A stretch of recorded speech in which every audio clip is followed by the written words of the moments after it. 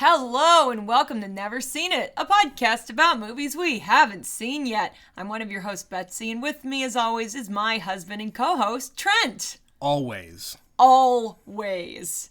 I'm not getting rid of you, am I? No. Excellent. Today we are continuing our Oscar journey, and we are watching the Best Picture nominee, Coda. Coda. So this is number, 8 for us? 7? Something like that? I think it's 8, because we got 2 more after this. I get lost. I don't know. It's hard to keep track of them all. We got a few more after this. We're winding down. Yeah. But we have not watched this one yet. So, Trent, what do you know about Coda? So it's CODA. Capital letters, stands for Children of Deaf Adults. Yes. So I have seen one trailer for this movie fairly recently. It is about just what you think it is. It is about she's probably a teenager, maybe in high school, where she is a hearing person, but her family is not. I think maybe her parents definitely aren't. I think maybe her brothers aren't. Okay. I could not really tell for sure, but she is a hearing person, and she wants to pursue a career in singing. Yeah, and Coda, of course, is a musical term. You don't read music. I don't, yes. But that is also a musical term. Sure. Coda, C-O-D-A. What does that mean? Oh, God, you're putting me on the spot. I was not a child of theory. It's like a refrain kind of a thing. You have to go back to the coda. So it's like the piece that keeps getting done over and over again. Okay, all right. I think that's right. Sorry if I'm wrong, guys. I haven't been in a music class in 20 years. But it seems to me like this is kind of a standard Oscar bait kind of a movie, where it's similar to what we watched last year with Sound of Metal. It's about a person that was about a person who was going through the process of becoming deaf and dealing with that. This, however, is this hearing person having to pull away from her family that she supports quite a bit because she is a hearing person, she knows sign language, she supports her family. Mm-hmm. But she wants to go off and do this thing that her family can't really enjoy. They can't experience the same way. it. Yeah, exactly. So they can enjoy it. It's just a very different experience. It's going to be that kind of a struggle for this girl. Yep. I know this is also nominated for some acting. The father is nominated for, I think, Best Supporting Actor. Most likely. I think that's the one. I know Marlee Matlin is in this movie. I know the name. She's probably the most famous deaf actress presently working. Okay. She actually won an Academy Award for Children of a Lesser God. Yeah. And she is deaf. Yeah. And that was, I think to date, she's probably the only deaf actress or actor in general who has won an Academy Award. Probably. And the guy who's been nominated is the first time a man who is fully deaf has been nominated. Okay. And this movie is going to be now me and my family and Betsy and her family. All of us, to my knowledge, are all hearing people. Yes. We don't have anybody in our immediate family who is deaf or close to us. Now, when I was in high school, my best friend, she grew up in a family with 2 deaf parents. So this is her. Yeah. So, and it's a little bit different. Her father was completely deaf.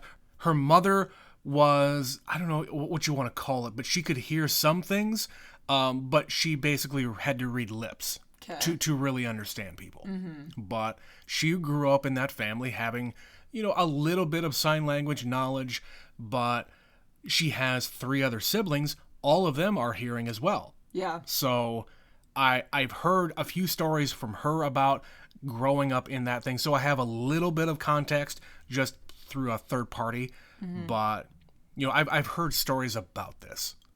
Yeah, and I have a friend from college, kind of a similar situation. Her mom is deaf, and her dad can hear, and she and her sister can hear. Mm-hmm. So she has one deaf parent, but they all use sign language. And sitting at dinner when you are the only person at the table who doesn't speak sign language is an interesting experience, to say the least. And I'm sure I brought that up last year when we watched Sound of Metal. Yeah, well, it's like the vibrations of they pound on the table to get people's attention, so that they look at them, so that they can sign to them. Yeah, things like that. Yeah.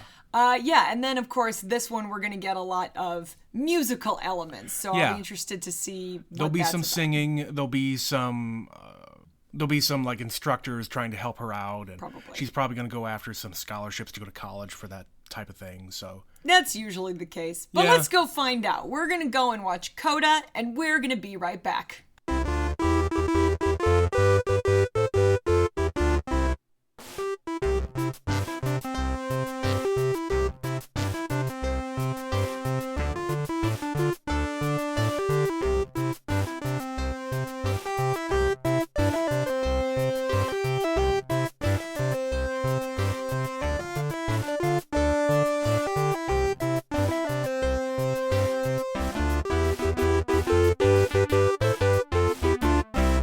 And we're back.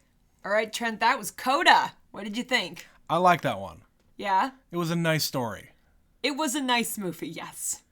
I don't know why it got nominated for Best Picture. So I'm kind of feeling the same way as you. This is the sort of movie that is kind of tailor-made for Betsy. Like, it's got music, it's sappy, it's sweet. And it was good. Uh-huh. I didn't love it, though.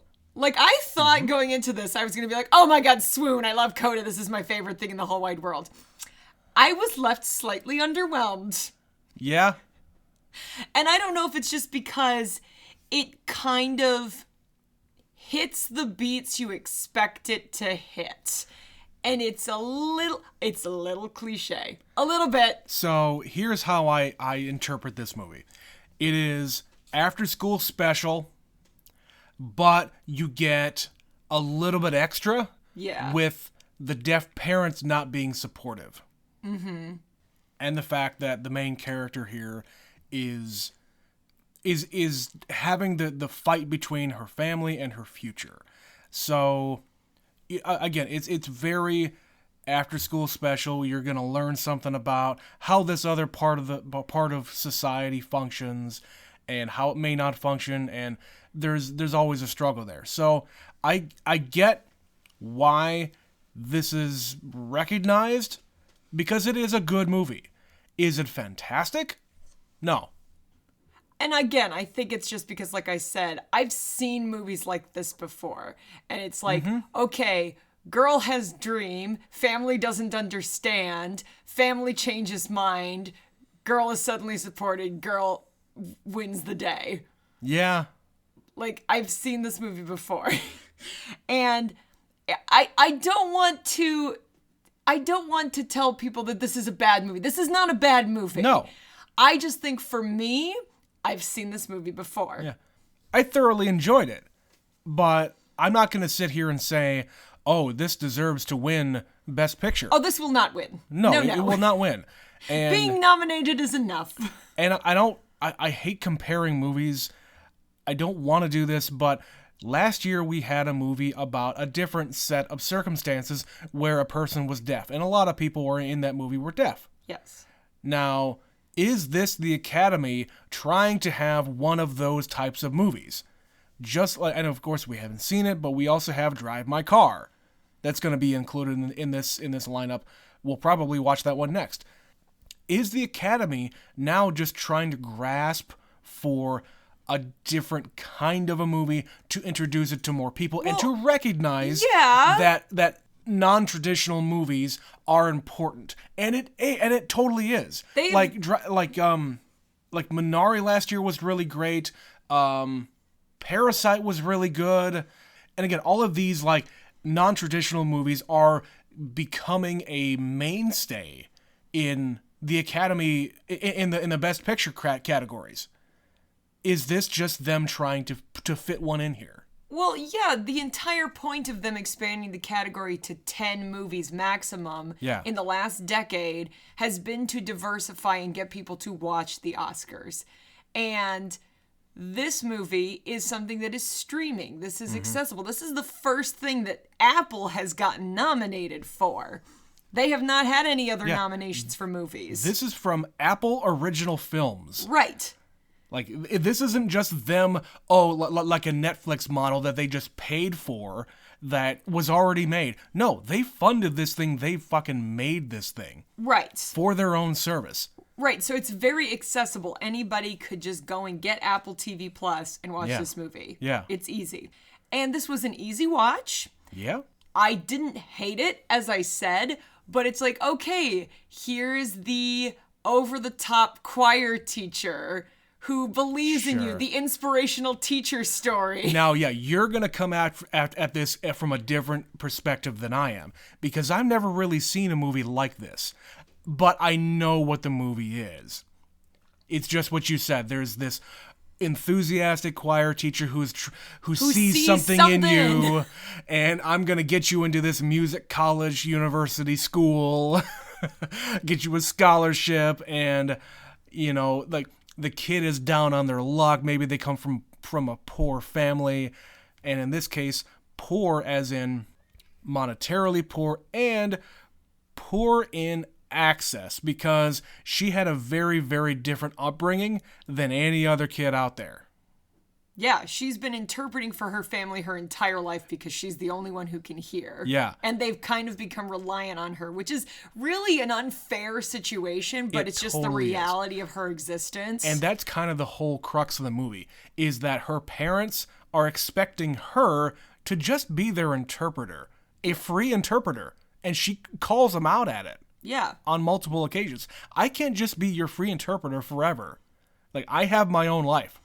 And I understand, you know, they don't understand music. No. Like, why would you make this choice? This is a real weird choice because it's something we can't enjoy. And they have the scene where she has her choir recital. Yeah. Also, this bothered me. She joined the choir, but it's mostly just a cappella. It's an a cappella choir, and they never really call it that. It's like, okay, there's a difference between joining the a cappella group and joining a choir. I was in choir. I never did shit a cappella. Jeez, Betsy. I just thought it was a strange touch. I don't know. That's just my opinion.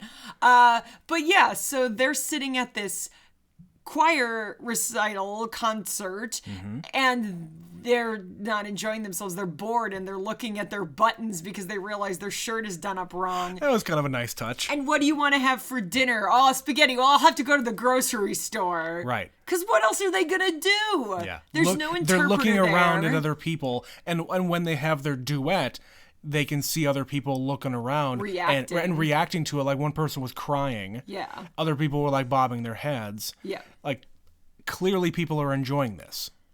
But this was, you know, their realization that, oh, she's actually good. It's not just her friend blowing smoke. Right. They're kind of getting an inkling of it, because when she first brings up to her mom that she joined the choir, she literally scoffs and goes, why would you? Why? Right. Why would you do that? Right. And they comment repeatedly like, no music at the table because it's rude, but her brother can swipe on Tinder all he wants. And her mom says, well, yeah, but Tinder is something we can do as a family, and music we can't enjoy as a family. Right. It's exclusionary. Yeah. Yeah. It is. And it sucks. Yeah. It's also true. Like, yeah. She's put in this really impossible position where she can either be the sole, like, connection to the hearing world for her family, or she can try to have her own life. Right. And she wants to have her own life, and you can't fault her for that. Right. And, like, them talking about, she asked the question, which, by the way, this was seemed very forced. She asked the question of her mom, did you secretly wish that I was deaf? I don't think that was forced. I feel like it was a little forced. No, like, into the script, I mean. Like, it doesn't work with the character. I don't like that. I don't like the question being asked, because that's a really heavy thing to put on a mother. Also, I disagree. I disagree on what you're saying. I think it wasn't out of place entirely, because they've already set up earlier that her and her mom have the kind of the typical, like, oh my God, mom, like, why? Because she's a teenager, and that's how you are with your mother as a teen. Yeah. But she's also this, like, prissy mom. She used to model, and she won pageants, and they have nothing in common. Like, she's a bit of a tomboy. She likes spending time with her brother and her dad more on the fishing boat. Yeah. So they already don't have things in common.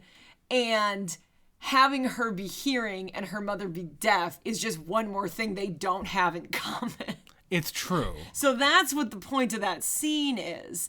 And but I don't think it's an unfair question, though, because, you know, you're curious as a person and you ask that question. Yeah, it would be a lot easier if she was just deaf. It would be easier. Mm-hmm. But she's not. For the family. For everybody. For this entire family, it would be easier. For the family, and that's my point here.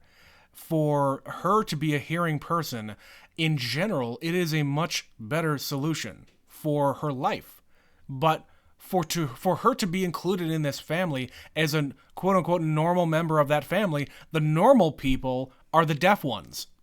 Right. Because they're the ones who have been around for longer. Like, the older brother is probably at least 5 years older. Yeah. So early mid-20s. Yeah.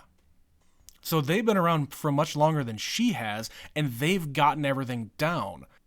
And they also bring up the fact that she had a hard time with speaking when she was younger in school. Like, she got made fun of because her growing up at a young age, learning to speak with a number of deaf people around her, she's not getting the immersion that she would normally get with like two parents that are speaking all the time. That's how kids learn to speak. Yeah. Is by listening to their parents, listening to their siblings. Yeah, nobody taught us English. We just learned English. Right, just because we're immersed in it at all times. Now, she's learning it from a different perspective entirely, and she probably had to get some special help for that. And probably had to go through like speech therapy to get rid of that way of speaking. Possibly, because she says it like when she started school, yeah. She spoke like a deaf person. Right. She's had a hard time, this girl. Yeah. And I mean, I think I identify more with her from the bullying standpoint. Oh yeah. She's had to hear, and it's not even like that she, I think, minds being bullied. She is defending her family. Like, it's always about her family. It's never about her, so to speak. Well, it is to a point. It is, but it's more about her family because kids are shitheads. Kids are assholes. And to just go along with that thing, there's a scene in the movie where after Miles, the boy, and her have their little incident with her parents fucking in the next room and not knowing that they're home. That was a funny scene. Miles goes to school and tells one person about it. And of course it gets repeated across the entire school.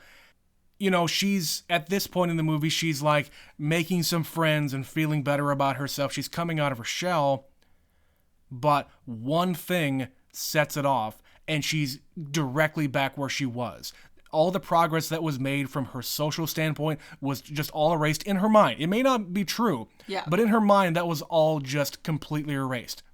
Yeah. And I can identify with that because I had the same kind of thing where I was an awkward kid in school. I didn't have a lot of friends, and I wanted to just completely retreat into my own head to a point where if I try to break out of that at any time, that could like the threat of that all going away just was like an all-encompassing thing, like hanging over my head. Mm-hmm. And at any point, if something happened, it would all go away for me. So with her, if she gets made fun of for coming to school smelling like fish, yeah, if she comes to school and there's like she like signs something instead of speaking it and somebody sees it, well, then they're just going to get made fun of. Mm-hmm. And I feel that in this character. Yeah. Yeah, she's an interesting character. I understand all of these points. The culmination thereof, I'm left slightly underwhelmed. So one weird thing about this, and this continued to bother me throughout the whole movie, and it's not even like a real thing. I just kept thinking she looked like Elle Fanning, the actress in this movie. Like, they have the same profile. And I was like, okay. It's just, I saw a resemblance, and there would just be moments where I'd be like, wow, she really looks like Elle Fanning. And I was thinking more about that than about the movie. Well, that's not fair. It was a stupid thought. I'm just saying. It was an observation. Yeah. It's nothing to do with anything. No. And I think that's maybe something to do with the fact that there are no recognizable actors in this entire movie. No. The only one is the choir director. I want to say he was on Jane the Virgin or some show like that. Because I've definitely seen him before, but not on anything I've actually watched. I've just seen his face. Yeah. And that's a show where I saw commercials for it a lot, so I'm pretty sure that's the one I'm thinking of. And anytime I'm watching a movie where there's nobody in it that I recognize, like no actors that I recognize, it's harder for me to pay attention to the content of the movie sometimes because I'm not comfortable with how people are speaking, what they look like, what people's names are. You're learning everybody as you go. I'm learning everything. It's like watching a TV show for the first time, but you might have 13 to 20, 25 episodes to get used to it. Here you get less than 2 hours. Yeah. Yeah, and there's... Oh, what else can we talk about this movie? I'm having a little hard time talking about this because, like I said, it's just sort of... I've seen these things before. Yeah, you know the beats of this, you know the movie, you know the resolution. And they kind of throw things at it just to, up the ante a little bit. So they have a fishing business and they sell the fish to this guy, and the two kids keep saying, this guy's screwing us, we should go into business for ourselves. Yeah. Why do we keep dealing with this? Well, then they say there's going to be an inspector who has to come onto your boat and you have to pay for it. Yeah. And then there's conversations about how they don't have any money. The family is the card is declined and so that we should sell the boat. That scene right there was a very interesting way of depicting overhearing a conversation, quote unquote. Yeah. She's able to get into that room without being heard because no one can hear her. Yep. It doesn't matter. As long as she's out of eye shot, then she can just see what they're signing to each other. Right. It's a weird interpretation of that trope. So yeah, it's just kind of this thing where she's like the poor girl from the wrong side of the tracks who has big dreams of being a singer. That's what it felt like to me.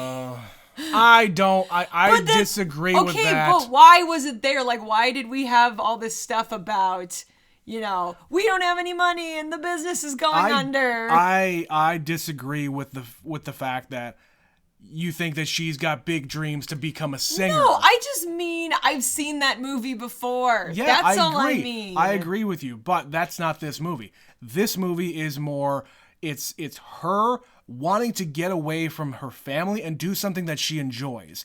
And it just so happens that she's good at what she enjoys. Yeah. And this choir director, her teacher, he recognizes that and tries to give her a little bit more of a leg up.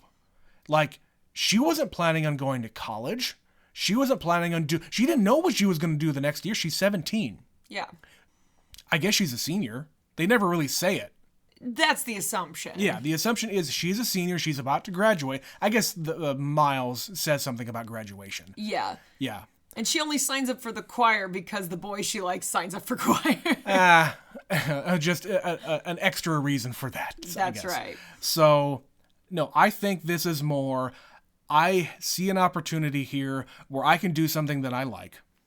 The teacher discovers something in her and feeds her the idea that, oh, I can get you into music school because I think you're really good.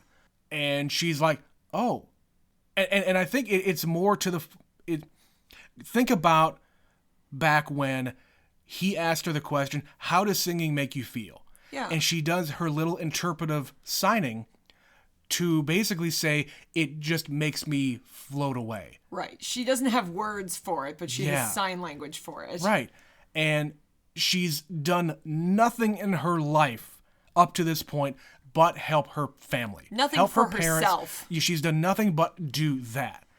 And that is also a trope of kids coming from a poor family where the kid is going to get a job, or a part-time job or a full-time job to try to help the parents out to pay bills and whatnot. The family. They're helping the family out. Right. And it's usually depicted as, oh, it's a single mom or a single dad. They only have one income, and they're in an expensive city. I don't know. Well, and it's always that thing where they're kind of the adult in the situation. That's not the case here. That is certainly not the case. Like, I think they're all on an even playing field, but because of this arrangement, because she is the one who has to interpret for them, like there's a scene where Miles says, I saw you guys once when we were kids, and you ordered 2 beers and you were like 8 years old. Right. I thought it was a boss move. So, yeah, it's just sort of out of necessity. Yeah. She has become the spokesperson for the family. Right. And the family hasn't done anything to help try to alleviate that situation up to this point, because she's always been there. Right. They don't think about the effect it has on her. Right. They do not consider her feelings whatsoever. No. And this is where the parents having, especially the mom is the worst when it comes to that kind of thing. And I had a really hard time. I think that's where the conversation we just had about the question, saying about what you wish that I was deaf or would prefer that I was deaf.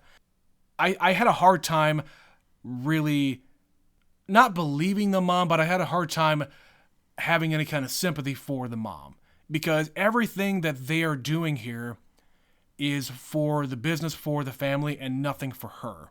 Yeah, they're not supportive, especially her mom. Like, she's like, where are you going? I have my vocal practice. No, the news is here, and you have to interpret for us. Right, and you didn't tell me anything. But and then she didn't tell her! And then later on, she decided, oh, I'm not going to go fishing this morning. I'm going to go and do this other thing. They give her shit because she didn't show up. Yeah, and they got in trouble for it. Yeah. It's like, well, you should have planned this out. Yeah. What if I was sick? I couldn't go. I can't be here for you every moment of every day forever. Right. And that's the part of it where she's like trying to pull away, and they're not communicating how best to do that. Well, while we were watching the movie, I did actually look up what Coda is, and Coda is actually the end.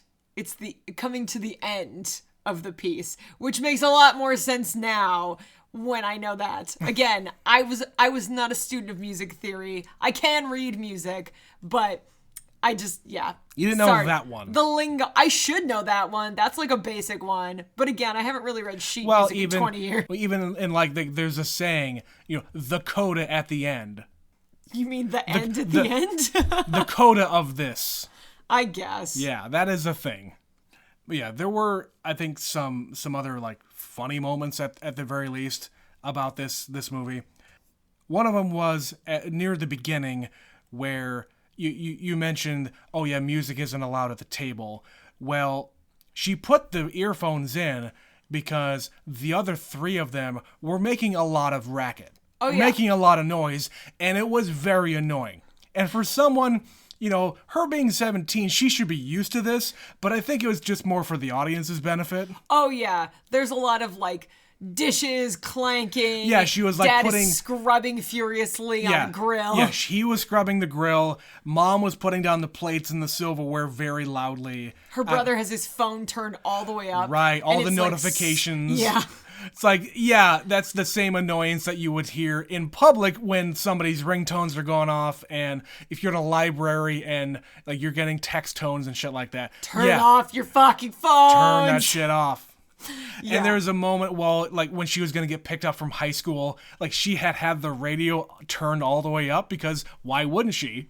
Yeah, Mom and Dad are listening to rap music all the way the hell up because it vibrates his ass. Gangster rap. Yeah. And of course, they don't care because they're weird parents. They're like normal parents in that regard. But they're weird. They're very weird parents. They're having sex in the middle of the day because they didn't know their kids were home. Yeah. And they're not even supposed to be having sex because they have jock itch. And then she has to interpret all that through the doctor. Right, yes. You can't have sex ever again. Yep, you're done. You're done forever.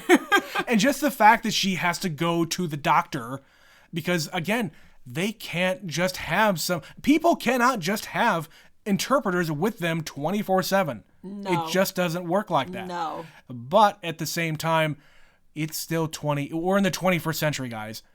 Pull out your phone. Type a question on your phone. Don't make your daughter ask a doctor about your jock itch. Yeah. Describing your flaming testicles. And I understand that, that's a funny scene and it's funny dialogue. She's 17. Leave her out of this. Right. And just the fact that she's had to grow up so fucking fast. And it's just unfair to that girl and who cares about the talent portion of it? Mm-hmm. You can completely separate the deaf story with the music story. But as a total movie, I think you could almost separate the two stories and make two different movies, but I just don't know how you do that. Well, that's the thing about movies, is they're never going to have one thread. We have to give her some depth. We have to enrich the story. Yeah. And so we have to give you more backstory. Yeah, and you got to up the stakes with the business going under and them not having any money. And things of that nature. So, yep. And they can't afford to send her to school. Mm-hmm. But of course, she has her audition. And listen, she sings Joni Mitchell's Both Sides Now, mm-hmm. which is a devastating song. That song will make any grown human weep. No matter what version it is. Josh Groban put that on his last album, and it's a duet with Sarah Bareilles. I cannot get through that without crying. Last year, I was driving in my car, listening to this song on repeat, just in tears every fucking time it came on. So when they're doing the practice for the audition and she starts singing, I'm going, wait, I know this song. Oh, fuck me. No, you damn can't. I didn't want to cry during this movie. You can't do this to me. And then we get to the end and her family is snuck in the balcony and she sees them and she starts interpreting while she's singing. She starts signing while she's singing. And it's just okay, I am paying attention now. Okay, all right. Can we please talk about the audition, the people who are running the audition, the three people in the crowd? Okay. Those guys were dicks. Okay, to be fair, they literally said she was 30 minutes late for her audition. And they are still willing to see her. They can be a little bit dickish if they have to be. You show up late for an audition for a major school like that, you could expect to have some snobbery. They don't know that. No, the guy saying, you really don't have a lot of experience with music. That. Yeah. Is there a question there? I mean, it's not an unfair statement. Why are you applying to the Berklee College of Music if you have I'll show you, bitch. Right, but then ask it as a question. Yeah. Don't say it as a statement and then just be you turn into Meryl Streep from The Devil Wears Prada. You have no style or fashion sense. No, that wasn't a question. It was that moment. Yeah. You really don't have a lot of experience, do you? Yeah, that bothered me. Yeah, it's a hard school to get into. I'm not really surprised by that sort of attitude. I did appreciate the fact that her teacher came in to bail her out because she did not bring her sheet music at all. Right. Again, being undisciplined and unprepared. Yeah. He said it himself. But the talent is there. You can learn discipline. You can't learn that kind of talent. Right. And it's not that she can't be disciplined. Bitch gets up at 3 a.m. every fucking day to go and help her family's business. Yeah. And then she goes to school all day. Mm-hmm. And then she goes to rehearsal at night. Yeah. And she also has kind of a part-time job interpreting for her family everywhere and every when. And a boyfriend. And a best friend. Yeah. Uh-huh. This girl is spread thin. I would argue that she is quite capable of having some discipline in her life. Well, I'll tell you this. At the very, very, very end, when she's driving away, that must have been a giant weight off her shoulders. Just getting away. That was the whole point of this movie, is her getting away from that. Not escaping her family and not being a part of her family anymore. No. But having that responsibility. You going to college, for a lot of people, is a huge weight off your shoulders, because if you have, outside of this movie, if you got responsibilities at home, if your parents need you, if your grandparents need you, or if your siblings need you, you have a bad family life, if you're getting scholarship and you don't have to worry about money or helping your family out with money. I don't know how to describe how big of a weight that would be off your shoulders. Yeah. And this is a big move for her. Emotionally. Yeah. And metaphorically. But speaking of emotionally, there were a couple of moments in here. I was not expecting to get emotional during any of this because whatever. I was actually expecting to be more emotional. Knowing me... Knowing you, yeah. I cry at every goddamn thing we watch. The two moments for me was the really sweet moment between her and her dad. After the show, he says, I'm going to get some air, and he asks her to sing for him. Even though he's not going to hear it, but he puts his hands on her neck, on her chest and around her neck so that he can feel the vibrations, and he asks her to do it louder so that he can read the lips more. Mm-hmm. That was a great moment. Yeah.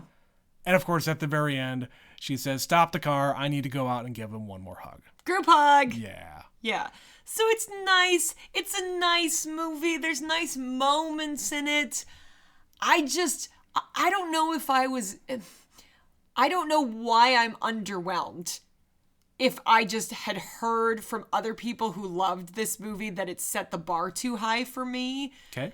This feels like a La La Land situation all over again, where I was so fucking excited to see La La Land. And I was just kind of like, eh. So have you actually heard from other people about this? Yes, somebody I work with was just raving about this movie, saying it's the best thing and they loved it, etc., etc. And I'm just like, okay. Yeah. But that's the thing about movies, guys. If you're listening to these podcasts, we're not going to love everything. And not every movie is meant for everybody. Yeah. And clearly I like this more than Betsy did, but it doesn't mean that it's a bad movie or a great movie. It's just, this is just what we feel. I think you and I probably liked it the same. It's just that you and I were both kind of like, eh. Yeah. We've seen this movie before. I haven't. You have. This kind of a movie? Yes. I haven't seen this kind of a movie before. You've never seen a movie about somebody down and out with big dreams. I'm just talking about music stuff. Okay. Like high school music stuff. Right. Well, I just think of things like Save the Last Dance. I haven't seen that. Or, like, what else? I can't think of any others off the top of my head, but just movies like that where somebody is in a weird situation, they have a dream, there's some teachers saying you can do it, I know you can do it, and let me help you. It's the schmaltzy inspirational stories, and I was 100% expecting this movie to be that. It's not. I mean, it kind of is. To a degree. It is not an inspirational story. Okay. All right.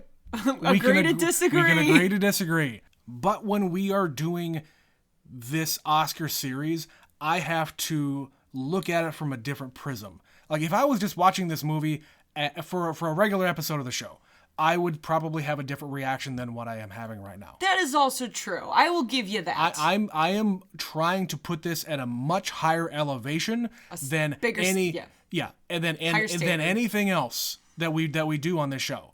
So from that perspective, I do not think that this movie is worthy of a Best Picture nomination. I don't know. I don't know. I think there are movies that have been worse than this that have been nominated for Best Picture. We just watched one. Fine. But yeah, any other thoughts about this one, Trent? No, I think we've kind of said it here. Again, there's not really much else to say. Like, it's just one of those movies. It's nice. You'll probably like it. Yeah. So, of the movies that you've seen like this, like, Oscar stuff be damned, like, would you put this near the top of one of those kinds of movies? Or can it not rise above? Because it's too easy. I'd have to think about that. I honestly don't know. Yeah. Man, I don't want to just shit on the movie because I enjoyed it, but it just seems like you could have put this out on anything else. Like, this could have been another one of those high school movies that came out and was completely forgotten about. But maybe it's because it's Apple putting out their original movie and it got submitted, and they had a really big push, let's say. They've got the money. Advertising campaign. They've got the money to campaign. Right. And I fucking hate the fact that studios do that and are allowed to do that. That's the whole game. I know it is. The whole racket. It doesn't mean I like it. No, nobody likes it. But if Apple put their weight behind this movie of all movies, you gotta do better. You gotta do better. They're also just kind of dipping their toes in. Like, they didn't start having original Apple exclusive movies until the last couple of years. I get that. So I think as we move forward, we'll probably get more and more that are things that you and I really latch on to. I think back to when Amazon Movie Studios helped make Manchester by the Sea. We've talked about that movie on occasion. That movie just hit us over the head. It fucked us up. Betsy never wants to see the movie again. No, that's the thing. I do, but I don't think I'm ready. That's what I'm saying. I don't think I can handle it. That's what I'm saying. That was like their first foray into putting out a movie of that nature. Yeah. And they hit it out of the park. Mm-hmm. So why is Apple putting their big weight behind this movie that could have come out on the WB? I guess. Yeah. That's a fair point. So let's talk Oscars. So this is obviously nominated for Best Picture. Yep. It's also nominated for, I think, an adapted screenplay. And Best Supporting Actor for the dad. Actor. And, Best Supporting Actor is a different kind of category. I think he was really good in this. He was. Yeah. I don't think he'll win, but... I don't know who else is nominated either. Like we talked about Power of the Dog, a couple of those guys are nominated. Yeah. And I would rather a guy like this win than any of those other people because it's a unique thing. Yeah. And he deserves it. He was good in the movie. Yes. He was strong and funny and dad. He was a dad. This guy was such a dad. He made it feel natural. Yes. Yeah. Yes, he did. And it is I imagine it is a very hard thing to do, to act when you are deaf. Well, when you are being directed, and also. It's harder to be directed when you are deaf. Right, because unless the director is also deaf, you are working through somebody. Yeah. Yeah. Mm-hmm. It's tough. It's always impressive when you just make the effort to make a movie like this. Yes. It is representation on the screen for a community that very much exists, has existed, continues to exist, and continues to be misunderstood and not shown on the screen. And I am all for that. What I don't want, and I don't think what they would want, is a token nomination. Fair. That's true. Just because it's a movie about deaf people, just because it's a movie about, mentally handicapped people, any movie like that we've joked about in the past, like if you played a mentally handicapped person in the 90s, you got an Oscar nomination. Yep. Probably a win. Yep. If you make a movie about World War II. Yeah. Yeah. Yeah. And I do not like the Academy going after movies like that just to have that kind of representation. Give me something that is actually mind-blowing and good, like Parasite, where that movie came out of nowhere and everybody fucking loved it, and it won. Yeah. That's incredible. It's a messed up movie. Yeah. But it's an incredible messed up movie. I wish we had the podcast two years ago. Right. We could have covered that thing. We'll just have to find someone who hasn't seen it, Trent. We'll need to start bringing guests on this show to justify our nonsense. Well, speaking of, we're going to have 2 movies this year where there's a lot of subtitles. Yeah. Yeah, this one and Drive My Car. For very different reasons. Yes. Guys, watch movies with subtitles. Yeah, don't be afraid. Don't be afraid. You all know how to read. I hope. Just watch them, because you will never know what you're missing out on. I have seen some amazing movies that are not in English. Yeah. They're some of my favorite movies I've ever seen. Yeah. Betsy has told me about this movie. I've never seen it, but there is a poster of the movie on our wall in the room that we're in right now called Control. Yeah. It's Control with a K instead of a C. It's Hungarian. It's Hungarian. I've never actually sat down and watched it. We're not going to watch it for this show, Betsy. That movie is not available for anybody. No, nobody else is going to be. No, you know what? I think I saw it streaming on Amazon one time.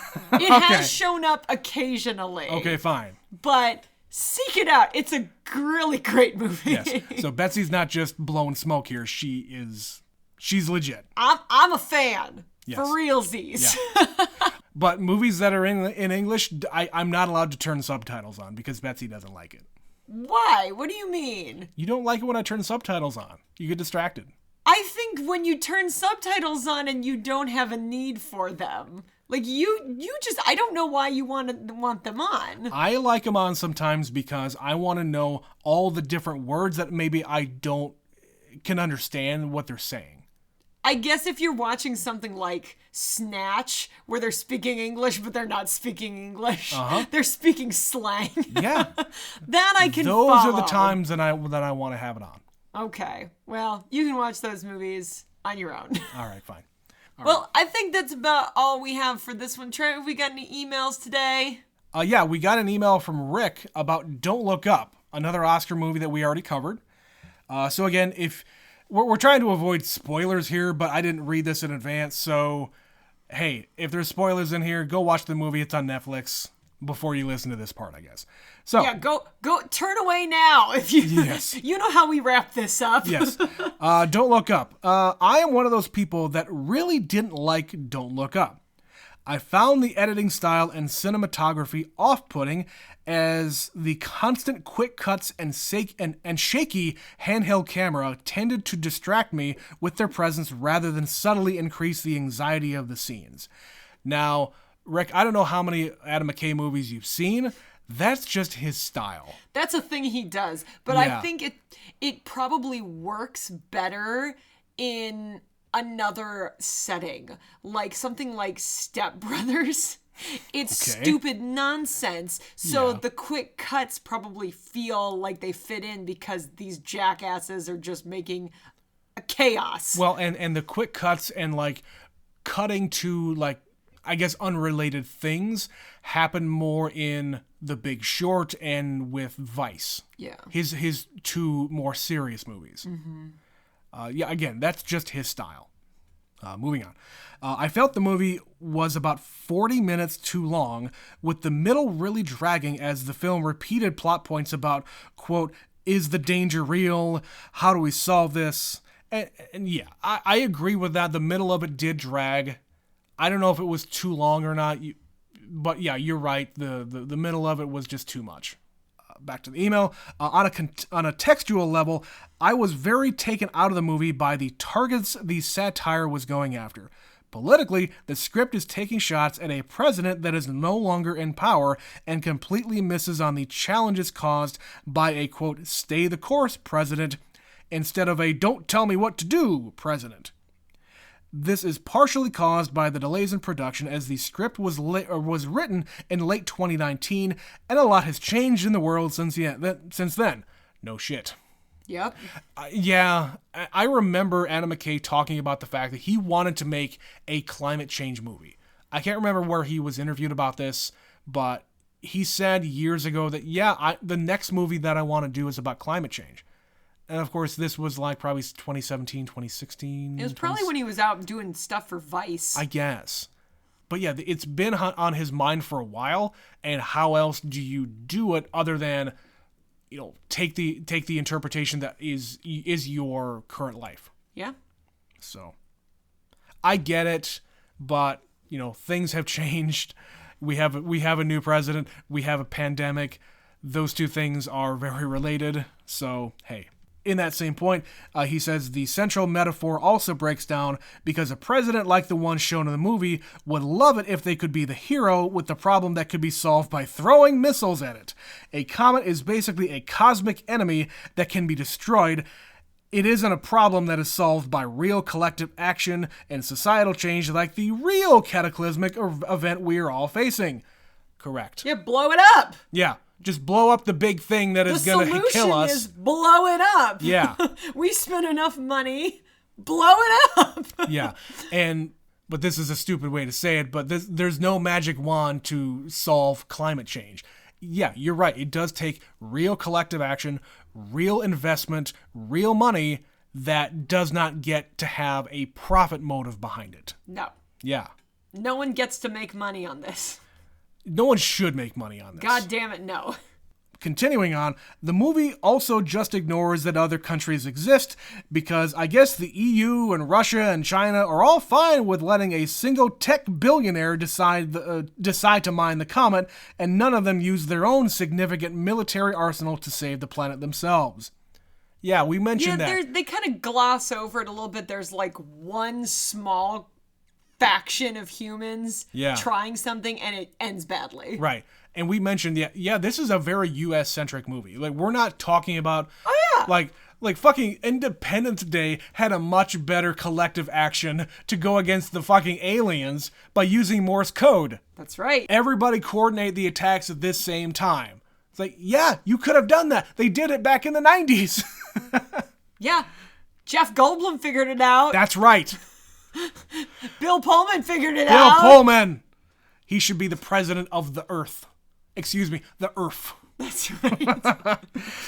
And to finish up, Trent is very accurate in his assessment that Adam McKay wields satire like a sledgehammer rather than a scalpel. But as an audience member, it was hard to watch characters that act less realistically than the Step Brothers be treated with the degree of seriousness that the movie feels like it is entitled to. Totally. Yep. Totally. He is like I keep on saying, he is hitting you over the head with it. This is what I'm talking about, guys. Choke down your medicine. Shut your vegetables. Yeah. And that's just kind of McKay's way of doing things. He's trying to do it in a humorous way so that he can get you over to his side. But subtlety isn't going to land, so you have to be loud. You do. Anyway, thanks, Rick. Also, little wink, wink, nudge, nudge. Rick and his wife, Allie, have their own podcast called 30 Below with Allie and Rick. Yes. Go listen to that.